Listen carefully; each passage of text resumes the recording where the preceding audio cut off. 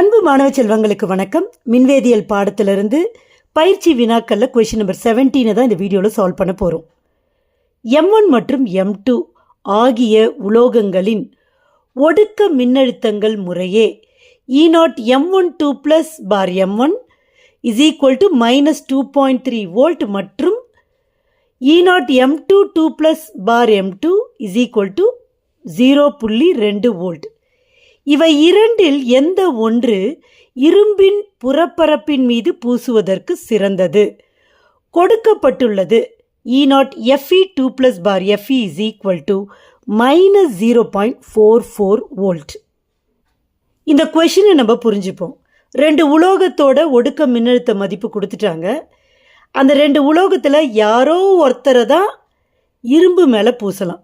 சரி, இரும்பு மேலே எதுக்கு பூசணும்? இரும்பு துருப்பிடிக்குது. இரும்பு துருப்பிடிக்கிறத நம்ம தடுக்கிறதுக்காக இன்னொரு உலோகத்தை அது மேலே பூச போகிறோம். அந்த உலோகம் இந்த ரெண்டு உலோகத்தில் எது பெஸ்ட்டாக இருக்கலாம் அப்படிங்கிறது தான் கொஷின். இப்போது இரும்பு துருப்பிடிக்குது.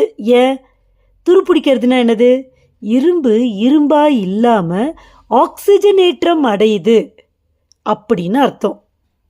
இரும்பு ஆக்சிஜனேற்றம் அடையுதுன்னா Fe2 + மாறுதுன்னு அர்த்தம். இந்த இதில் பாருங்கள், இந்த எக்ஸ்பிரஷனில் Fe2 + Fe மாறுறதுக்கான மின்னழுத்தம் தான் கொடுத்துருக்குறாங்க. அதாவது ஒடுக்க மின்னழுத்தத்தை கொடுத்துருக்குறாங்க. இந்த Fe2 + 2 எலக்ட்ரானை வாங்கிச்சுன்னா Fe ஆகிடும், ரைட்டா? ஆனால் இங்கே அரிமானம் அப்படிங்கிறது எலக்ட்ரான்களை இழத்தல். Fe 2 எலக்ட்ரானை கொடுத்துட்டு Fe2 + ஆகுது. ஸோ அதுக்கான மின்னழுத்த மதிப்பு என்னவாக இருக்க முடியும்? மாற்றி எழுதணும், கரெக்டா? அப்போது இவங்க கொடுத்த E0 Fe2 + ஆகிறதுக்கு நம்ம எழுதணும். அதாவது ஆக்சிஜனேற்ற மின்னழுத்தம் எழுதணும். அப்போ என்ன பண்ணலாம்? இதை சிம்பிளை மாற்றினீங்கன்னா +0.44 வோல்ட் போட்டாச்சுன்னா ஆக்சிஜனேற்ற மின்னழுத்தம் நமக்கு கிடைச்சிடும். ஏன் இதை மாத்திரம் புரியுதில்ல? இங்கே இரும்பு அரிமானம் அடையுது. அரிமானம்னா ஆக்சிஜனேற்றம். இரும்போட ஆக்சிஜனேற்றம்னா Fe 2 எலக்ட்ரான்களை இழந்து Fe2 + ஆகுது. அப்போ Fe2 + ஆகிறதுக்கான ஆக்சிஜனேற்ற மின்னழுத்தம் இதுதான், ரைட்டா? இப்போ இது மேலே ஒரு உலோகத்தை பூச போகிறோம். அந்த உலோகம் என்ன பண்ண போகுது? இது அரிமானம் அடையாமல் பாதுகாக்க போகுது. அப்போ அது அரிமானம் அடைஞ்சிரும். இது அரிமானம் அடையாது. இது மேலே பூசுகிற அந்த உலோகம் அரிமானம் அடைஞ்சிரும். அந்த உலோகம் M1 M2 அதுதான் கொஷின்.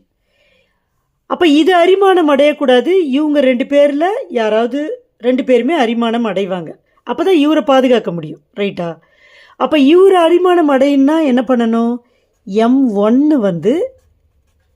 M12 + மாறணும். இவருமே 2 எலக்ட்ரான் கொடுத்துட்றாருன்னு வச்சுப்போம், 2 + மாறணும். இப்போ M2 இருந்தால் என்ன பண்ணும்?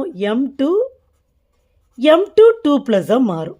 2 எலக்ட்ரானை கொடுத்துட்டு இவங்க 2 எலக்ட்ரானை கொடுத்து ஆக்சிஜனேற்றம் அடைஞ்சாதான் அரிமானம். இப்போ இவர் மேலே இவங்கள பூசுகிறப்ப இவர் அரிமானம் அடையக்கூடாது, இவர் ஆக்சிஜனேற்றம் அடையக்கூடாது. இவங்க தான் ஆக்சிஜனேற்றம் அடையணும். இவங்க ஆக்சிஜனேற்றம் அடையணும்னா இவங்க எலக்ட்ரான்களை இழக்கணும்.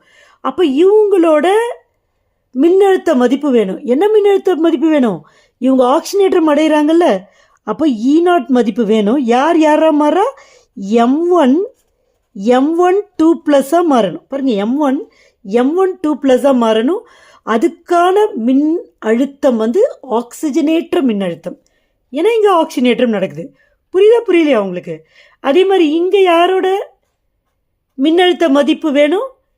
M2 + மாறுது. M2 உலோகம் M2 2 + அயனியாக மாறுது எலக்ட்ரானை கொடுத்துட்டு. அதோட மின்னழுத்த மதிப்பு வேணும். இப்போ கொஷினில் அப்படியே போய் பாருங்களேன், மாறி கொடுத்துருக்குறாங்க. M12 + M1 ஆகிறத கொடுத்துருக்குறாங்க. அரிமானம்னா M1 தான் M12 + ஆகணும். அப்போ இந்த சைனை மாற்றிடலாமா? +2.3 வோல்ட்.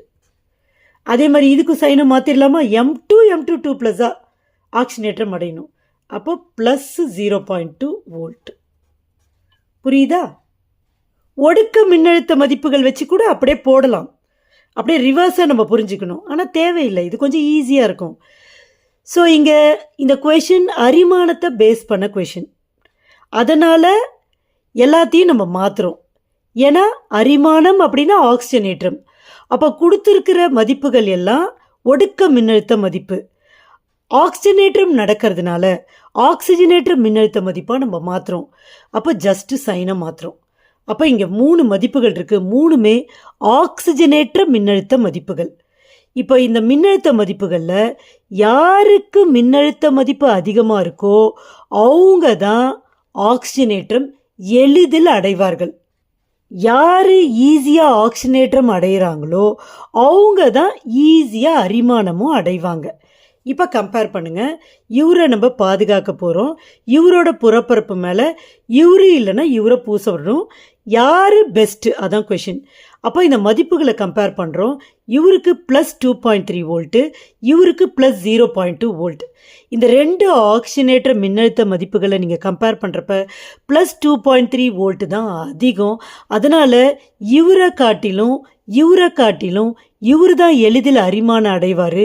அப்போ இவரால் தான் இவரை பாதுகாக்க முடியும், இவராலையும் பாதுகாக்க முடியும். ஆனால் 2 பேரை கம்பேர் பண்ணுறப்ப இவர் தான் சிறந்தவர். காரணம் என்னது? அவரோட ஆக்சிஜனேற்ற மின்னழுத்த மதிப்பு அதிகம். அப்படிங்கிறதுனால அவர் தான் எளிதில் ஆக்சிஜனேற்றம் அடைவார். எளிதில் ஆக்சிஜனேற்றம் அடைபவரே எளிதில் அரிமானமும் அடைவார். எளிதில் அரிமானம் அடைபவர் தான் சிறந்த பாதுகாப்பு காரணியாக இருக்க முடியும். காரணம் என்ன சொல்லணும்? இப்படி மாற்றி விட்டுட்டா போதாது. இந்த E0 மதிப்பு